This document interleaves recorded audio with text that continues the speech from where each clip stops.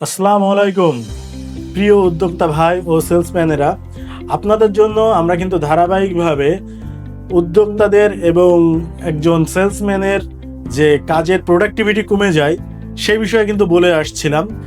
সেই অনুযায়ী আমাদের আজকের টপিক হচ্ছে গোল সিলেক্ট করা। গোল অতীব গুরুত্বপূর্ণ একটা বিষয়।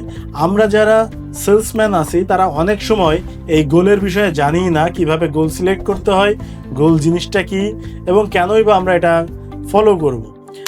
আসলে বিষয়টা আমি একটু ভাঙিয়ে বলি, এটা খুবই সহজ বিষয়, অনেকেই জানে আবার অনেকে জানে না। যারা জানে না তাদের জন্য আমি ক্লিয়ার করে বিষয়টা বলার চেষ্টা করছি। দেখুন, আমরা যখন ক্লাস 1, 2, 3, 4, 5-এ পড়ি বা আমরা যখন স্কুল কলেজে পড়ি, তখন আমাদের শিক্ষকরা আমাদেরকে অনেক সময় জিজ্ঞেস করতেন যে তুমি বড় হলে কি করবা। এই যে জিজ্ঞেস করতো, আমরা জেনে হোক বুঝে হোক না বুঝে হোক, অধিকাংশ মানুষই আমরা তখন না বুঝে ডাক্তার, ইঞ্জিনিয়ার অথবা ব্যারিস্টার হতে চেয়েছি, অন্য কিছু হতে চেয়েছি। এটা তখন আমাদের না বুঝে একটা গোল সিলেক্ট করা হয়েছে যে আমি জীবনে এটা হতে চাই।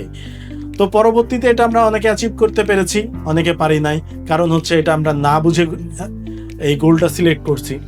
তো এখন বিষয় হচ্ছে একটা উদ্যোক্তা লাইফে এসে আমাদেরকে গোল বা একটা সেলসম্যান হিসেবে আমার গোলটা কি সিলেক্ট করা উচিত সেই বিষয়ে আমরা আলোচনা করছি। যখন আমরা আমাদের বিবেক, বুদ্ধি, বিবেচনা দিয়ে একটি সুন্দর গোল সেট করব, এটাকে অ্যাচিভ করা সম্ভব কি সম্ভব না, কতদিনে সম্ভব, যখন এগুলো সামগ্রিক বিষয়ে বুঝে শুনে একটা পয়েন্ট সেট করব, একটা গোল সিলেক্ট করব, তখন কিন্তু সেটা একটা নির্দিষ্ট টাইমের মধ্যে অ্যাচিভ করা সম্ভব। এখন একটা উদ্যোক্তা বা একজন সেলসম্যান কিভাবে তাদের গোল সিলেক্ট করবে?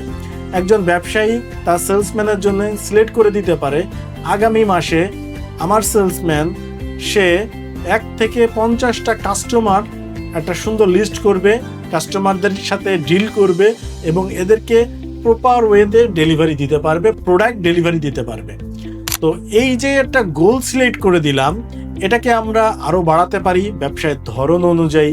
অনেক সময় এটাকে দেখা যাচ্ছে যে আমাদের খুব ছোট মুদিখানা দোকান যদি হয় তাহলে আমার হিউজ কাস্টমার লাগবে, যদি আমার জুয়েলারি দোকান হয় তাহলে আমার কম কাস্টমার লাগবে, যদি আমার কাপড়ের দোকান হয় তাহলে আর একটু বেশি সাইজের কাস্টমার লাগবে। এই যে এই বিষয়গুলো আপনারা বুঝবেন আপনাদের কি দরকার এবং কোনটা অ্যাচিভ করা যায়।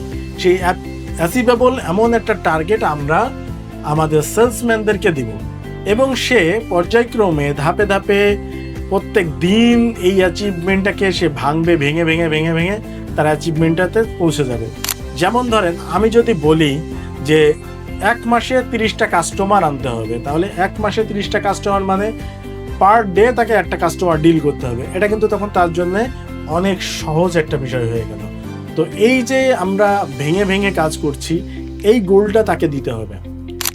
সে যখন এই গোলটা বুঝতে পারবে, কিভাবে অ্যাচিভ করবে, তার জন্য আপনি তাকে কিছু রসদ দিবেন, কিছু ট্রেনিং দিবেন, কিছু ম্যাটেরিয়াল দিবেন, তখন কিন্তু সে আরও ভালোভাবে এই কাজটি করতে পারবে।